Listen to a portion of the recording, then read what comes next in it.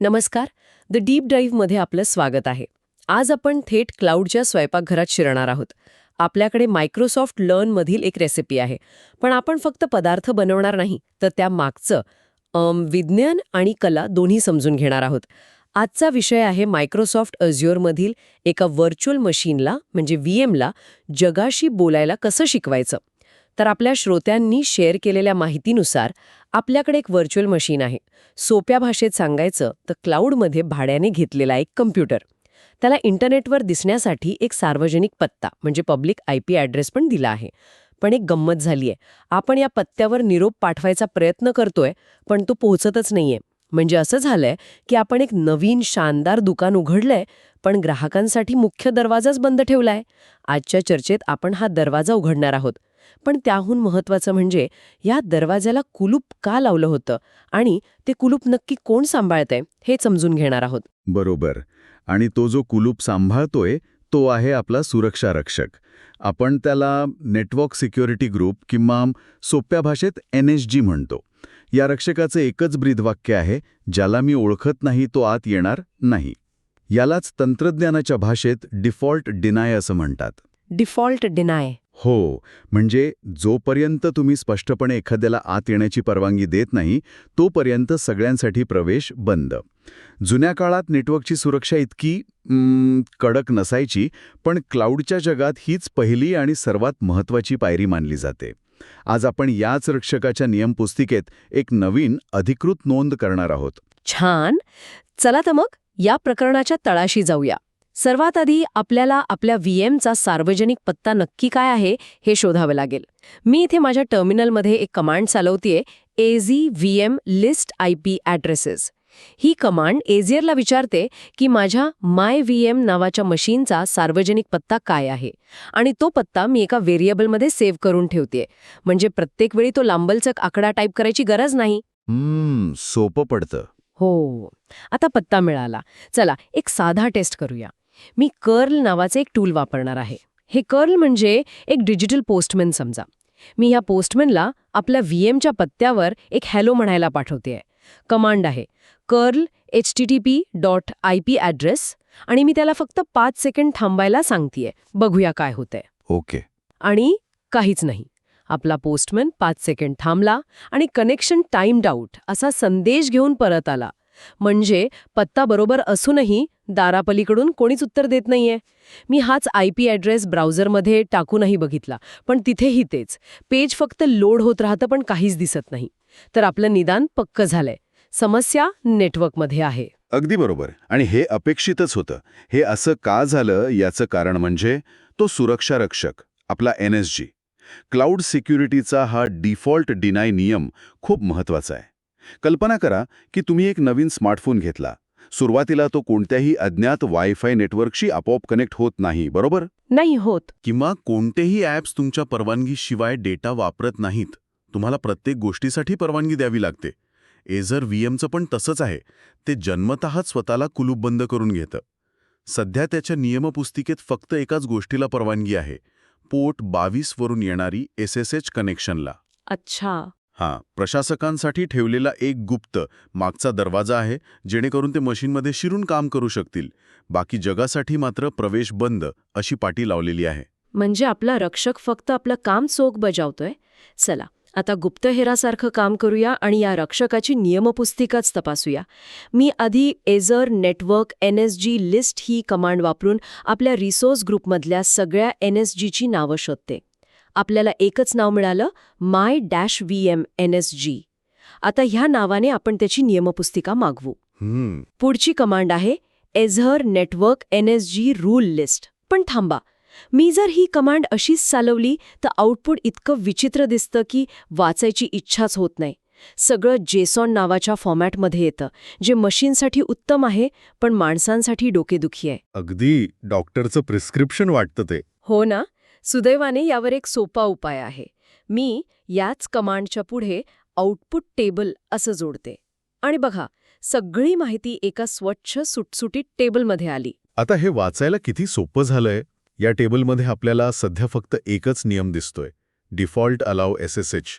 नावावरूनच स्पष्ट आहे, हा नियम SSHला परवानगी देतो, जो पोर्ट नंबर 22 वापरतो. हां. इथे एक महत्वाचा कॉलम आहे प्रायोरिटी. याचा नंबर आहे 1000. एझव्हमध्ये नियमांची अंमलबजावणी त्यांच्या प्रायोरिटी नंबरनुसार होते. ज्या नियमाचा नंबर सर्वात कमी असतो तो सर्वात आधी तपासला जातो. अच्छा, म्हणजे कमी नंबर म्हणजे जास्त महत्व. अगदी बरोबर. आपल्याकडे सध्या फक्त एकच नियम आहे, त्यामुळे सगळं सोपं आहे. पण जेव्हा अनेक नियम असतात तेव्हा हा प्रायोरिटी नंबर खूप महत्वाचा ठरतो. ठीक आहे. तर तपासणी पूर्ण झाली. आता वेळ आली आहे सूत्र हातात घ्यायची. आपल्याला माहीत आहे की समस्या काय आहे आणि ती कुठे आहे. आता आपण स्वतः एक नवीन नियम तयार करून या रक्षकाच्या नियमापुस्तिकेत लिहिणार आहोत. आपण त्याला सांगणार, वेब ट्रॅफिकसाठी म्हणजे पोर्ट 80 वरून येणाऱ्या पाहुण्यांसाठी दरवाजा उघडा ठेव. त्यासाठी मी Azure network NSG rule create ही कमांड वापरणार आहे. मी या कमांडला काही गोष्टी स्पष्टपणे सांगणार आहे. पहिली, या नियमाला अलाव HTTP असं नाव दे. दुसरी आणि सर्वात महत्त्वाची गोष्ट म्हणजे याची प्रायोरिटी 100 ठेव. आणि तिसरी, हा नियम फक्त पोर्ट 80 साठी लागू कर. पण इथे मला एक प्रश्न पडलाय. आपण या नियमाला 100 प्रायोरिटी का देत आहोत? 10 किंवा 500 का नाही? या नंबरमागे काही विशिष्ट विचार आहे का? खूप चांगला प्रश्न आहे. आणि नाही, हा आकडा काही आपण मनाने निवडलेला नाही. यामागे एक विचार आहे आणि काही उत्तम प्रथा म्हणजे बेस्ट प्रॅक्टिसेस आहेत.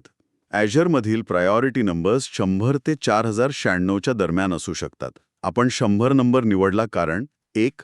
तो 1000 पेक्षा, जो SSH नियमाचा नंबर आहे त्यापेक्षा खूप कमी आहे. याचा अर्थ आपलं वेब ट्रॅफिक तपासताना हा नियम आधी लागू होईल. ओके. आणि 2. आपण 100 नंबर निवडून भविष्यासाठी जागा ठेवली आहे. समजा उद्या आपल्याला या नियमापेक्षाही जास्त महत्वाचा एखादा नियम बनवायचा असेल, जो फक्त काही विशिष्ट IP ॲड्रेसेसनाच ब्लॉक करेल, तर आपण त्याला 99 किंवा त्याहून कमी नंबर देऊ शकतो. अच्छा, म्हणजे आपण मध्ये जागा सोडतोय. बरोबर. जर आपण 1 नंबर वापरला असता, तर त्याहून महत्वाचा नियम बनवायला जागाच उरली नसती. त्यामुळे नियमांमध्ये 100-100 किंवा 50-50चा अंतर ठेवणं ही एक चांगली सवय आहे. मला एक किस्सा आठवतोय. एकदा एका मोठ्या प्रोजेक्टमध्ये एका ज्युनियर डेव्हलपरने चुकून एका महत्वाच्या अलाव नियमाला डेनी नियमापेक्षा जास्त प्रायोरिटी नंबर दिला होता. अरे देवा. त्यामुळे आमचा एक महत्वाचा सुरक्षा नियम कधीच लागू झाला नाही. 2 तास आम्ही शोधत होतो की आमच्या प्रोडक्शन सर्व्हरवर ट्रॅफिक का पोहोचत नाहीये. शेवटी लक्षात आलं की एक कमी महत्वाचा डिनाय नियम सगळं काही ब्लॉक करत होता. तेव्हापासून प्रायोरिटी नंबर 2दा तपासण्याची सवयच लागलीय. ती एक छोटीशी चूक होती, पण त्याचा परिणाम खूप मोठा होता. वाह, म्हणजे हा फक्त एक आकडा नाही तर एक धोरणात्मक निर्णय आहे. चला तर मग मी हा नियम तयार करते. आणि झालं. एझरने आपल्याला सांगितलं की अलाव HTTP नावाचा नियम तयार झाला आहे. पण आपण लगेच विश्वास ठेवणार नाही. Trust but verify. मी पुन्हा एकदा Azure network NSG rule list output table ही कमांड चालवते. आणि आता टेबलमध्ये 2 नियम दिसत आहेत. एक आपला जुना 1000 प्रायोरिटीचा SSH नियम आणि त्याच्यावर 100 प्रायोरिटीवर आपला नवीन चकचकीत अलाव HTTP नियम. आपलं काम झालं. उत्तम. आता ती खरी परीक्षेची वेळ आली आहे. आपल्या डिजिटल पोस्टमनला कर्लला पुन्हा एकदा पाठवूया. बघूया यावेळी काय होतं. नियम बदलला आहे, रक्षकाला नवीन सूचना मिळाल्या आहेत. मी तीच कमांड पुन्हा चालवतेय. कर्ल http./IP ॲड्रेस आणि बघा, यावेळी उत्तर आलं. कोणताही टाइमआउट नाही. आपल्या पोस्टमनने आतून एक संदेश आणला आहे. HTML body H2 welcome to Azure.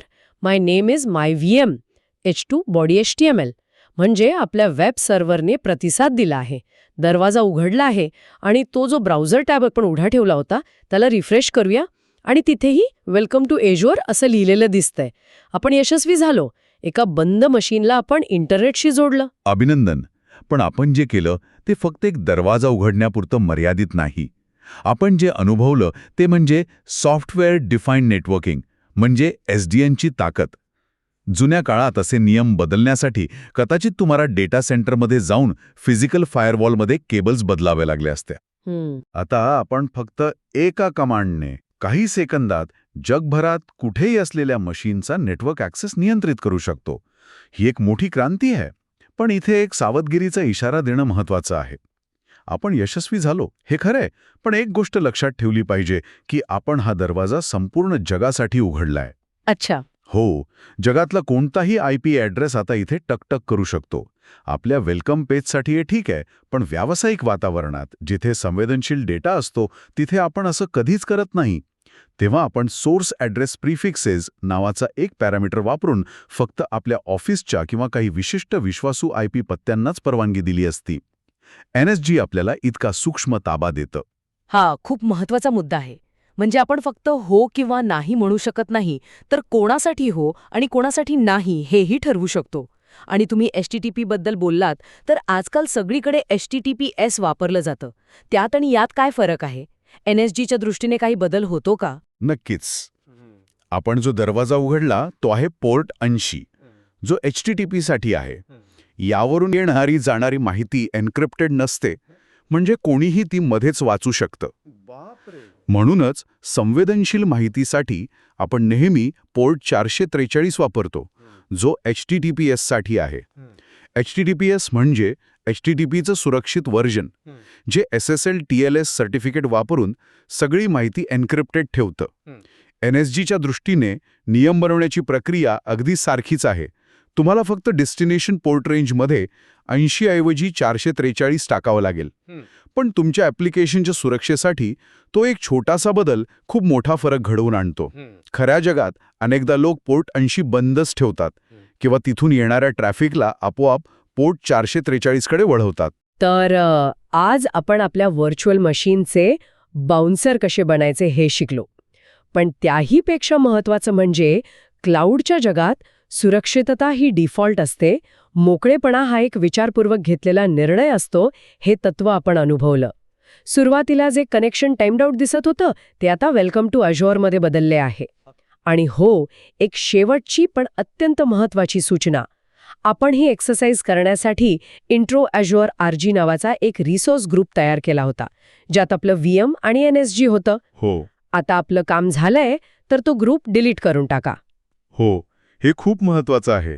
मायक्रोसॉफ्टच्या जगात पार्टी संपल्यावर साफसफाई करणं म्हणजे पसारा आवरणं खूप गरजेचं आहे, नाहीतर न वापरलेल्या गोष्टींचंही बिल येत राहतं. अगदी.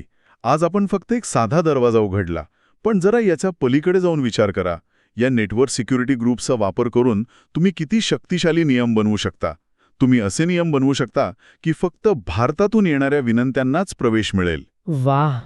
किंवा रात्री 10 ते सकाळी 6 पर्यंत डेव्हलपरसाठी असलेला ॲक्सेस आपोआप बंद होईल. तुमच्या ॲप्लिकेशनला सुरक्षित ठेवण्यासाठी आणि नियंत्रित करण्यासाठी या शक्यता अमर्याद आहेत. आज आपण फक्त पहिला दरवाजा उघडला आहे. यानंतर किती, कोणते आणि कोणासाठी दरवाजे उघडायचे ही शक्ती आता तुमच्या हातात आहे. याबद्दल नक्की विचार करा.